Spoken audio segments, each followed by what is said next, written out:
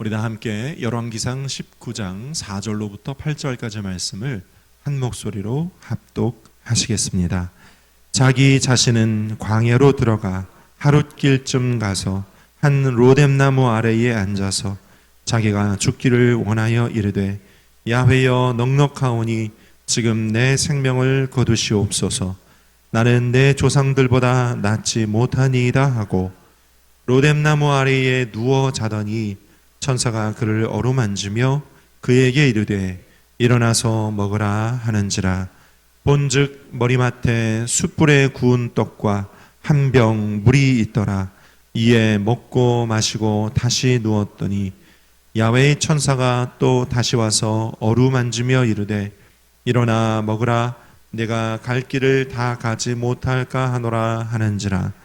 이에 일어나 먹고 마시고 그 음식물의 힘을 의지하여 40주 40야를 가서 하나님의 산 호렙에 이르니라. 아멘. 저는 오늘 열왕기상 19장 4절에서 8절까지 말씀 가지고 오늘과 또 다음 주 2주간에 걸쳐서 열왕기상 19장 말씀 가지고 회복시키시는 하나님, 이런 제목으로 함께 하나님 말씀 나누기 원합니다. 한번 따라할까요? 회복시키시는 하나님.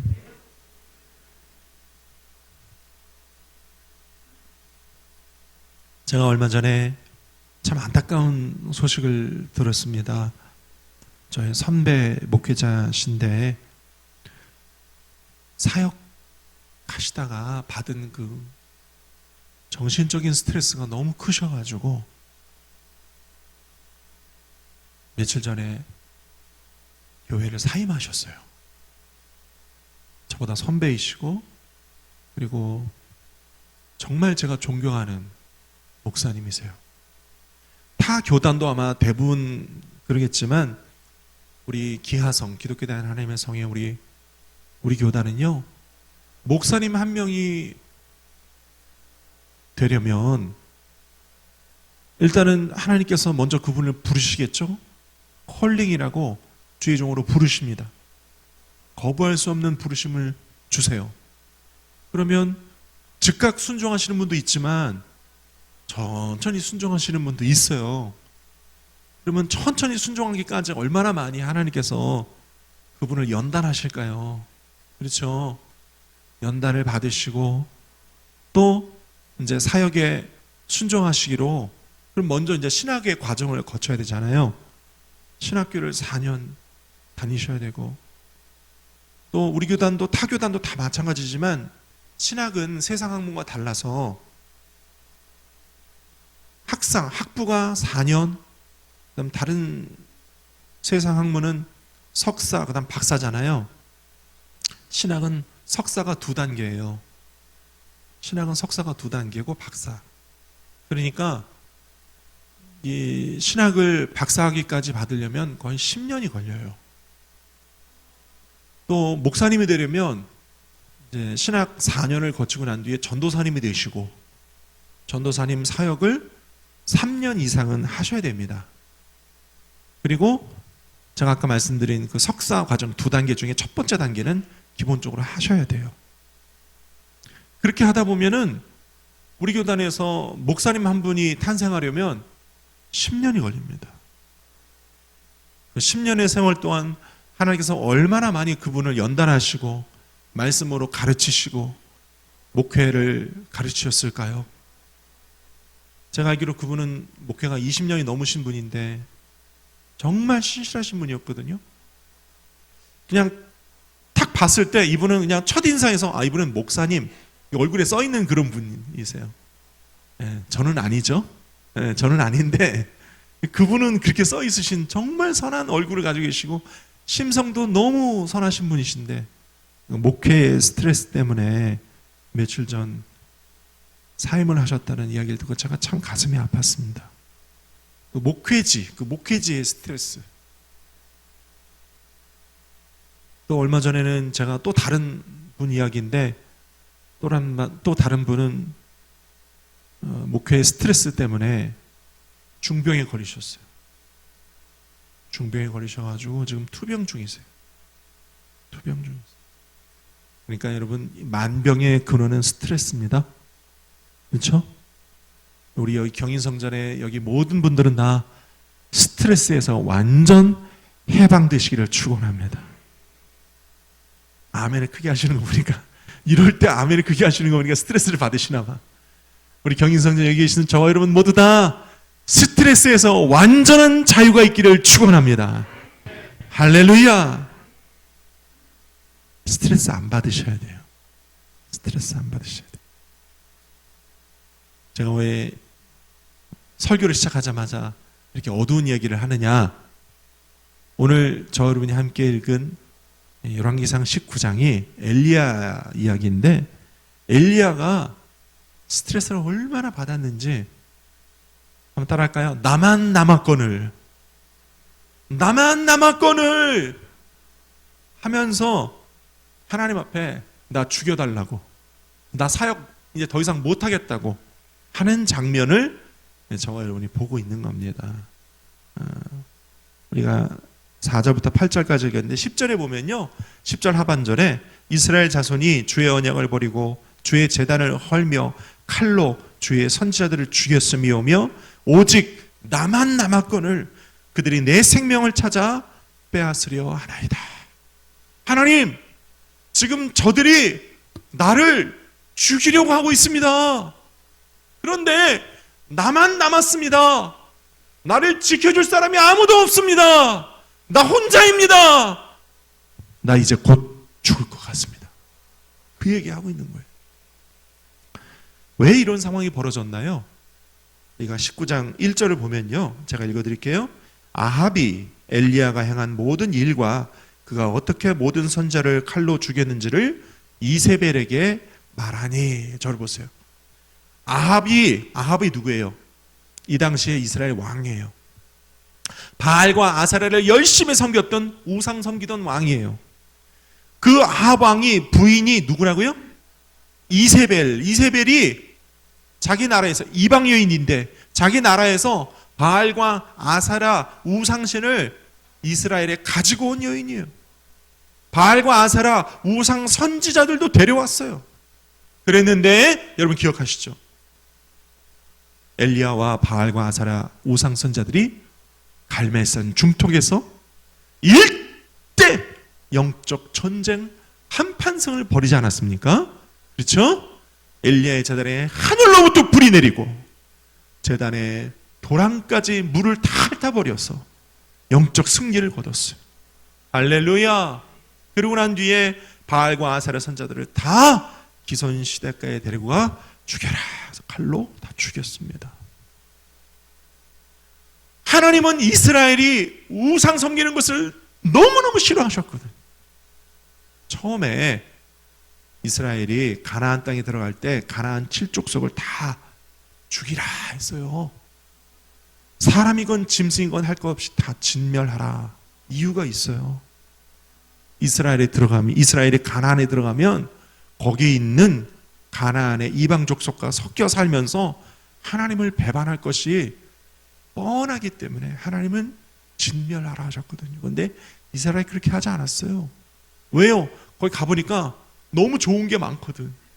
에? 너무너무 좋은 게 많아요.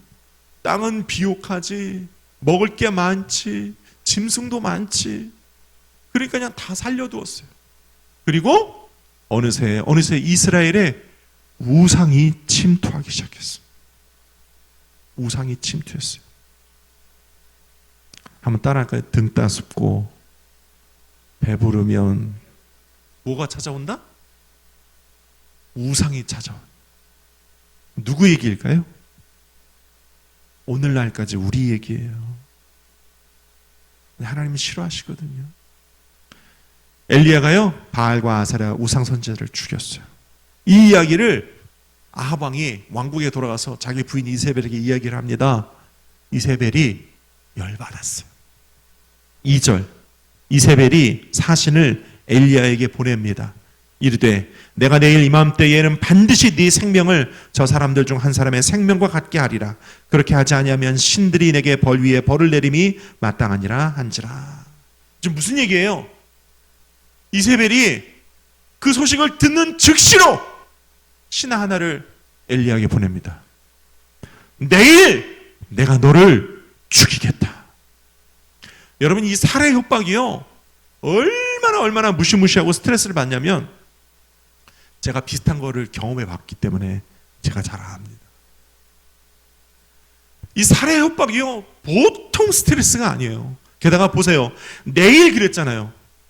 지금 이세벨은요, 엘리야에게 내일 너를 죽이겠다고 아주 시간까지, 날짜까지 정해가지고 살해 협박을 하고 있는 거예요. 여러분 보세요. 엘리야가요, 아무리 그 전날 영적 대전쟁에서 이기고 승리를 했어도 왕의 부인, 왕비로부터, 절대 권력자로부터 시간을 딱 정해서 내일 내가 널 죽이겠다라고 협박을 받으면요, 엘리야도 정신적인 충격과 스트레스를 받는 겁니다. 그래서 엘리야가 어떻게 됐어요? 3절, 일어나 자기 생명을 위해 도망을 갑니다. 엘리야가요, 그 영적인 선지자가 도망을 갑니다. 4절, 광야로 들어갔습니다. 그 다음 로뎀나무 아래에 앉아서 뭐라고 해요? 하나님께 죽기를 원하여 이르되, 한번 따라할까요? 죽기를 원하여. 죽기를 원하여. 죽기를 원하여 이르되 뭐라고 하느냐? 야훼여 넉넉하오니 지금 내 생명을 거두시옵소서. 나는 내 조상들보다 낫지 못하니이다. 하나님 날 죽여주세요. 하나님 나 죽이세요. 그냥 이세벨이 내일 나 죽인대요. 이세벨의 칼에 죽기 전에 그냥 여기서 날 죽이세요. 하나님 보세요. 나는요, 내 조상들보다 낫지 못합니다. 갑자기 엘리야가요, 자기 조상들을 거론해요. 엘리야가 말한 그 조상들이란 누굴까요? 이스라엘의 선조들을 말하는 거예요. 아브라함 때부터 말하는 거예요. 여러분, 아브라함, 이삭, 야곱, 그 다음에 모세, 다윗, 위대한 하나님의 종들이었지만 그들이 다 실수가 있었어요, 없었어요? 있었어요. 위대한 선지자도 실수 때문에 넘어진 적이 있었다고요. 아브라함 보세요. 2번이나 애굽에 데려가서 자기 부인을 누이라 속이고 뺏겼잖아요. 그렇죠? 얼마나 수치스러운 일이에요. 그렇죠? 야곱 보세요. 아버지와 형을 속였는데 그렇게 해서 자기는 장자의 축복을 얻고 외삼촌 라반의 집에 잠시 피하러 간다고 갔는데 그 다음 어쩐 일이 벌어져요? 20년 동안 속임을 당하는 거예요. 월급을 10번이나 속임을 당하는 거예요. 20년 동안 죽을 고생을 하는 거죠. 야곱도 그랬어요. 요셉 보세요. 요셉. 하나님이 주신 꿈 아니에요. 그렇죠? 하나님이 주신 꿈을 형들한테 이야기 한번 했을 뿐인데 형들이 그냥 요셉을 냅다 죽이려고 하다가 애굽으로 팔아버렸어요. 꿈 얘기 한번 했다고 애굽에다가 냅다 팔아요? 모세를 보세요. 여러분, 모세가요, 처음 바로에게 갈 때 하나님 그 손에 야훼의 지팡이를 쥐어주셨어요. 그 지팡이로 홍해를 갈랐거든요. 그렇죠? 그 지팡이로 열재앙을 일으켰잖아요. 그렇죠? 반석을 쳐서 물을 내었어요. 그런데요, 이스라엘 백성이 광야에서 하도 원망불평을 많이 하니까 모세도 때로 그 원망불평에 젖어들고 모세도 스트레스를 받은 적이 있었어요. 무리바라는 곳에서 백성이 또 물이 없다고 원망불평하니까 하나님께 기도합니다. 하나님 말씀하세요. 저 반석에게 명하여 물을 내라 그랬거든요. 모세가 백성들의 원망불평에 얼마나 짜증이 났던지 반석을 쳐서 물을 냈어요. 그게 무리바 사건이에요. 근데 여러분, 이 무리바 사건이요, 하나님은 반석에게 명하여 물을 내라 했는데 모세가 순간 열받아서 반석을 쳐서 물을 냈거든요. 그 사건 하나 가지고 하나님은 모세가 요단강을 건너지 못하게 하세요. 그 무리바 사건 때문에 모세가 가나안을 못 들어가요. 다윗 보세요. 실수가 있어요, 없어요? 밧세바 사건이 있잖아요. 위대한 사사 삼손 보세요. 실수가 있어요, 없어요? 드릴라 사건이 있었잖아요. 그렇죠? 여러 조상들의 그 실패를 거론하면서 엘리야가 하나님이여 나도 또 이렇게 실패할 것입니다. 성경을 보고 신학자들과 심리학자들이 이것을 엘리야의 우울증이다 이렇게 얘기해요. 엘리야가 지금 뭐에 걸렸어요? 우울증에 걸렸어요. 나만 남았거늘 하나님 우리 조상들이 실조한 것처럼 실패한 것처럼 나도 이제 실패할 것입니다. 차라리 날 여기서 죽이십시오. 죽여! 이랬던 거예요. 하나님은요 엘리야를 그 자리에서 죽이실 수 있었어요. 그런데요 따라할까요? 엘리야에게 사명이 끝나지 않았다. 그렇죠? 엘리야에게 아직 사명이 끝나지 않았어요. 자, 하나님은요 엘리야를 회복시키시로 작정하세요. 회복시키시기로 작정하세요. 할렐루야. 어떤 목사님이 이렇게 써놨더라고요. 엘리야가 배터리가 방전됐다. 배터리가 방전됐어요. 방전되면 어떻게 해야 돼요? 충전해야죠. 리차지. 충전해야죠. 회복시키시기를 작정하셨어요. 그래서 하나님께서 엘리야를 회복시키세요. 오늘과 다음 주 엘리야의 회복 단계들을 함께 볼 텐데요. 오늘은 첫 번째 단계 요거 하나만 보겠습니다. 첫째로 먼저 엘리야를 재우고 먹이고 돌보십니다. 따라할까요? 엘리야를 재우고 먹이고 돌보심. 5절에서 8절까지를 우리 함께 읽어볼까요? 5절에서 8절까지 시작. 로뎀나무 아래에 누워 자더니 천사가 그를 어루만지며 그에게 이르되 일어나서 먹으라 하는지라. 본즉 머리맡에 숯불에 구운 떡과 한 병 물이 있더라. 이에 먹고 마시고 다시 누웠더니 야훼의 천사가 또 다시 와서 어루만지며 이르되 일어나 먹으라. 내가 갈 길을 다 가지 못할까 하노라 하는지라. 이에 일어나 먹고 마시고 그 음식물의 힘을 의지하여 40주 40야를 가서 하나님의 산 호렙에 이르니라. 하나님께서 먼저 엘리야에게 5절 로뎀나무 아래에 누워 자더니,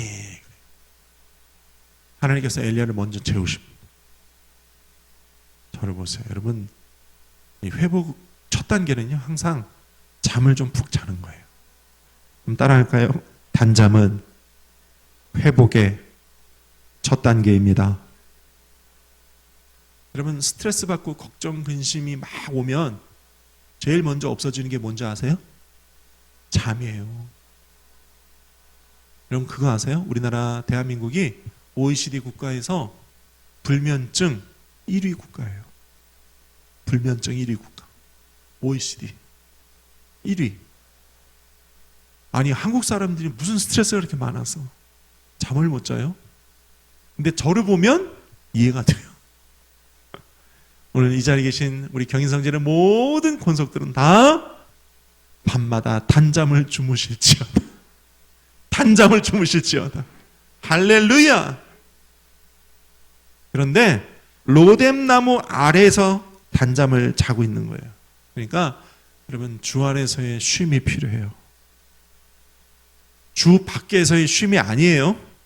네, 로뎀나무 아래 주님이 정하시고 주님이 펴놓으신 잠자리, 주님 안에서의 쉼을 말하는 거예요. 주 안에서의 쉼. 여러분, 그러니까 주 안에서의 쉼을 얻으셔야지 주 밖에서의 쉼을 얻으시면 안 됩니다. 주 안에서의 쉼을 얻기 바랍니다. 주일날은 주의 날이잖아요. 그렇죠? 주님을 만나는 날, 주님을 예배하는 날. 목사님, 세상 사람들은요 토요일, 일요일 날 캠핑 가고 여행 다니고 밖에 나가서 쉼을 얻는데 우리 예수 믿는 사람들은 교회 와야 되고 여기서 또 봉사해야 되고 맡은 직분이 있어서 어디 여행도 못 가요, 목사님. 나한테 짜증을 내더라고. 여러분, 주일날 이 예배는요 주님 안에서의 쉼의 장소요, 쉼의 시간입니다. 내 영혼이 주님을 만나서 회복을 얻는 시간이에요. 할렐루야. 저도 옛날에 해봤어요. 저도 옛날에 물론 주일은 아니지. 주일은 아니고 평일날 야 어디 좋은 데가 있다더라. 어디 괜찮은 데가 있다더라. 한번 가보자. 그래서 가봤어요. 근데 해보니까요. 갈 때 피곤하고 올 때 피곤하고 돈 쓰고 좀 별로더라고요. 그래서 또 느끼고 또 느끼는 건데 역시 주 안에서의 쉼이 최고다. 할렐루야. 주께서 사랑하시는 자에게 잠을 주시는도다. 주님이 주시는 숙면, 주님이 주시는 회복의 단잠이 오늘 저 여러분 가운데도 엘리야에게 있었던 것처럼 있기를 축원합니다. 두 번째로 일어나서 먹으라 하셔요. 하나님이요 천사를 시켜서 한 병 물과 또 떡을 먹이십니다. 여러분 우리 인간은요 어쩔 수 없이 육신을 못 입고 있는 존재라 이 육체의 에너지는 먹는 것으로 채워지거든요. 그러니까 여러분 잘 드셔야 됩니다. 네, 잘 드셔야 돼요. 저처럼 너무 많이 먹어가지고 이렇게 배가 이러진 마시고 썰렁하니까 어쨌든 잘 드셔야 돼요. 잘 드시기를 축원합니다. 자, 아주 유명한 의사 선생님 얘기인데요. 미국 암 환자들과 한국 암 환자들 차이가 있대요. 존스 홉킨스 부동의 세계 1위 병원이잖아요. 거기서 암 닥터로 유명했던 김의신 박사님, 가천의대를 설립하신 그분 이야기예요. 미국 암 환자들은요, 당신이 암입니다. 우리 암 치료합시다. 그러면 방사선 치료를 하든 항암 치료를 하든 암 치료하고 나서 몸이 쇠약해지잖아요. 그러면요 열심히 먹는데요. 미국 암 환자들은 열심히 먹고 열심히 걷는데요. 근데 한국 암 환자들은요, 당신이 암입니다. 그러면 암 치료 받기 전에 벌써 죽을 준비부터 한대요. 유언장 쓰고 마음과 얼굴 표정이 이미 이제 나는 6개월 뒤에 죽었음 이렇게 막 써 있대요.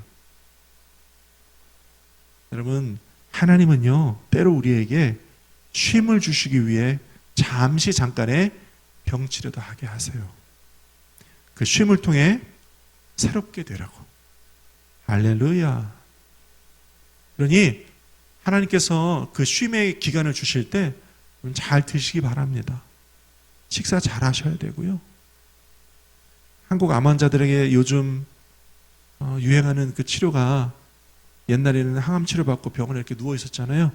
요즘 항암 치료 끝나면 가세요. 그래가지고 식사 잘 하시고 매일 오전에 1시간, 오후에 1시간, 저녁에 1시간, 하루에 3시간씩 걸으세요. 그런데요.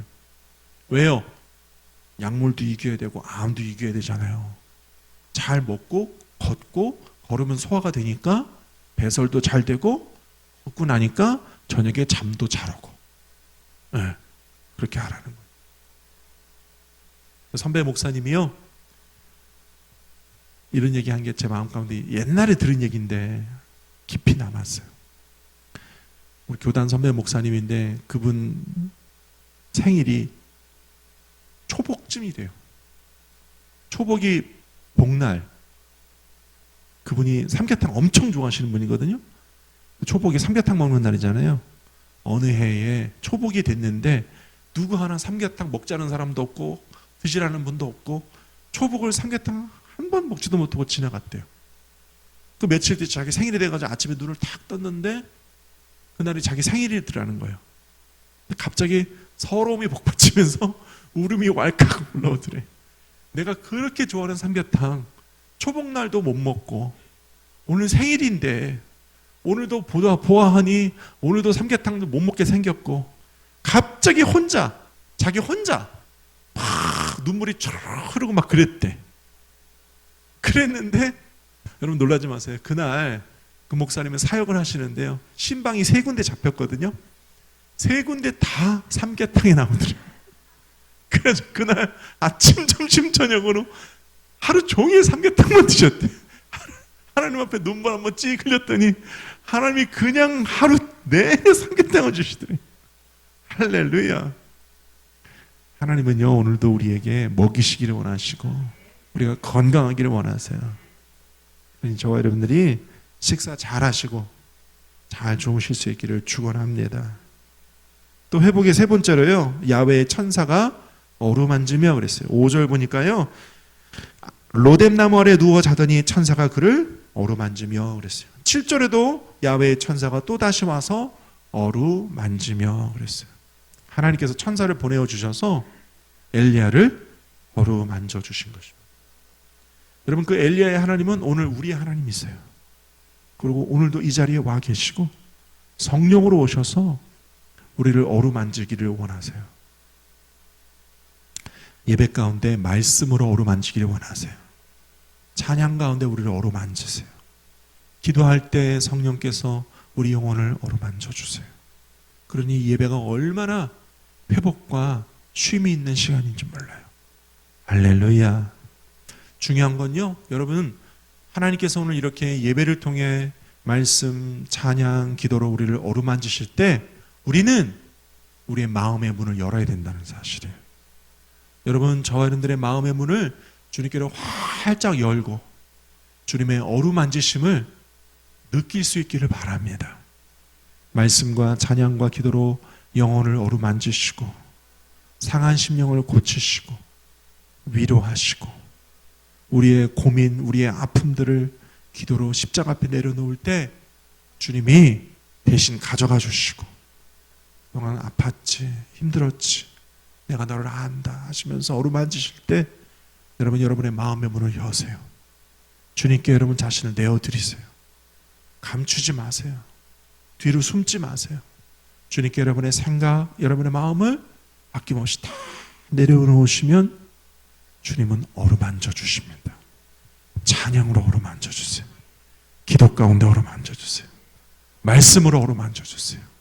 할렐루야. 오늘 선배 목사님들 이야기 참 많이 하는데요, 또 다른 어떤 선배 목사님 간증 하나 할게요. 이분이요, 예전에 여의도 순복음 성동성전, 지금 성동교회죠, 성동성전에서 청년부를 맡으셨대요. 이분이 청년부를 맡으셔가지고 청년 사역을 열심히 하시다가 여름에 학위 수련회를 준비해야 될 즈음에 기도를 하시다가 이 목사님이 말씀으로 또 성령으로 메시지를 받으신 거예요. 그래서 주일날 설교하면서 청년들에게 선포를 하셨대요. 자기도 모르게 선포를 해버리셨대요. 얘들아, 이번 우리 여름 학위 수련회는 말씀 통독, 성경 통독 수련회로 하자. 동의하면 다 같이 아멘. 그래서 다 아멘 그러고 그렇게 결정이 됐어요. 그래가지고 4박 5일 수련회인데 가는 날 오는 날 빼놓고 3일 동안 신약을 통독하는 3일 동안 신약을 통독하는 수련회를 간 거예요. 근데 여러분, 말씀 통독이 사실 아침부터 일어나가지고 새벽부터 밥 먹는 시간, 화장실 가는 시간 빼놓고 앉아가지고 하루 종일 성경 통독하는 게 쉬워요, 어려워요? 아, 결코 쉽지 않아요. 여러분 해보셨어요? 결코 쉽지 않아요. 그래가지고 목사님은 그걸 잘 아니까 오살리 기도원으로 가면 다 도망갈 것 같아서 저기 청평에 어느 교회 기도원, 작은 기도원인데 산꼭대기에 있는 기도원이 있대요. 아주 산꼭대기에 그걸 빌려가지고 4박 5일 수련회를 했대요. 청년들을 한 100여 명을 끌고 산꼭대기를 올라갔답니다. 첫날 가는 날 이제 예배를 드리고 오후에 갔기 때문에 시간이 얼마 없어서 이제 기도 잠깐 하고 자고 그 다음날 둘째 날부터 3일 동안 성경을 읽는 거예요. 전체 학생들 다 대성전에, 기도원 대성전에 모여가지고 한 사람씩 계속 돌려가면서 통독을 시키는데 성경을 막 읽고 또 읽고 계속 읽으니까 처음에 첫날은요, 청년들이요 너무 힘들어 하더래요. 청년들이 막 힘들어.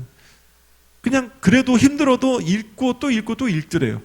둘째 날 되니까요, 자고 일어나서 새벽부터 또 성경 쫙 읽으니까 둘째 날부터는 가관이더래요. 성경을 덮어놓고 엎드려 자는 사람이 있고, 아프다고 막 일부러 막 보란 듯이 다리를 막 두드리는 사람이 있고, 쉬는 시간에 목사님 이게 뭐예요?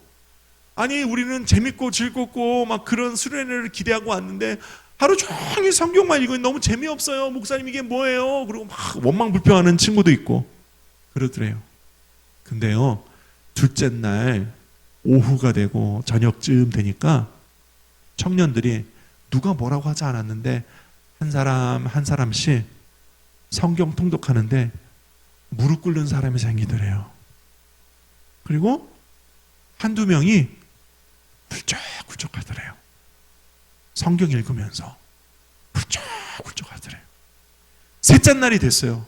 셋째 날 아침부터요, 성경 읽는데 누가 뭐라고 하지 않았는데 청년들이 다 무릎 꿇고 앉아서 성경을 읽더래요. 통독을 하더래요. 그리고 여기저기서 막 아멘 아멘 아멘 아멘 소리가 막 나오더래요.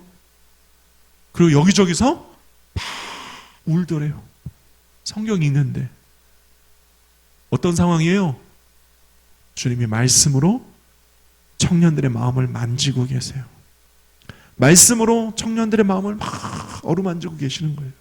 그런 놀라운 일이 일어났어요. 셋째 날 어떤 청년이요, 갑자기 성경 읽다 말고 으악 괴성을 지르고 쓰러졌어요. 그래서 목사님이 이 청년에게 뭐가 있구나. 따로 이제 옆방으로 따로 데려다 놓고 입을 덮어놓고 와서 계속 성경을 읽었대요. 근데 몇 시간 지나고 그 청년이 부시시 일어나더니 와서 또 성경을 읽더래요. 나중에 수련회 다 끝나고 난 뒤에요, 주일날 이 청년이 예배 시간에, 주일 예배 시간에 간증을 하더랍니다. 자기가 수련회 가서 성경 읽는 동안 자기 안에서 뭔가 꿈틀꿈틀하는 게 둘째 날 있었다고 그러더래요. 셋째 날에는요, 꿈틀꿈틀하던 게 어느 순간에 막 자기를 괴롭히다가 쑥 빠져나갔대요. 할렐루야. 말씀 있다가 귀신이 나간 거죠. 그러면서 자신이 그동안 갖고 있었던 은밀한 죄들, 그런 것들을 고백하더래요. 내가 그런 죄가 있었고 내가 그런 귀신의 눌림이 있었다 하면서 귀신이 나갔다고 간증을 하더래요. 할렐루야. 여러분, 하나님의 말씀은요, 저와 여러분을 오늘도 만지십니다. 우리를 만지세요. 할렐루야. 찬양 가운데, 기도 가운데 하나님 우리를 만지시기를 원하세요. 어루만져주기를 원하세요. 상처를 치료하기를 원하세요. 아픔과 괴로움을 씻어주기를 원하세요. 왜요? 주님이 이미 십자가에서 다 이미 해결해 놓았기 때문이에요. 예수 그리스도를 믿고 구원받은 저와 여러분들에게는 더 이상의 괴로움과 아픔과 질병과 고통은 불법이에요. 나사렛 예수 그리스도 이름으로 악하고 더러운 귀신아, 내 마음 가운데 고통, 육체의 고통 가져오는 불법의 귀신아, 예수 이름으로 떠나갈지어다. 우리에게는 권세가 있어요. 말씀과 찬양과 기도 가운데 어루만져 주시고 회복시켜 주시기를 원하시는 주님의 권세 아래서 우리는 우리의 마음 문을 열고 주님의 치료하심, 주님의 회복시켜 주심, 위로하심을 얻게 되시기를 축원을 드립니다. 오늘은 여기까지만 할게요. 두 번째, 세 번째는 다음 주일에 하겠습니다. 기도하겠습니다. 아버지 하나님,